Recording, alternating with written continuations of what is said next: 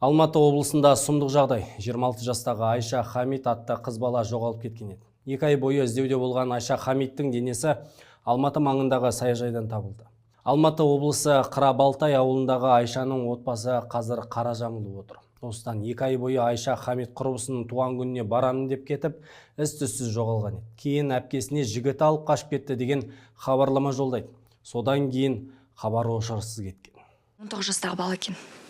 Есімі Нұрмахан деген Қаншер, Түркістан жақтың баласы. Кредит алдыртқан, ол кредиттің сомасы үлкен.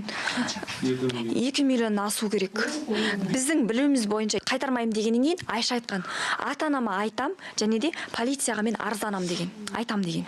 Сол кезде бұл жаңағы сол жерде квартирада бұны өлтірген. Қылмыскер қызды бөлшектеп қара сөмкеге салып, денесін саяжайдың қасындағы зираттың қасындағы қарға көміп кеткен.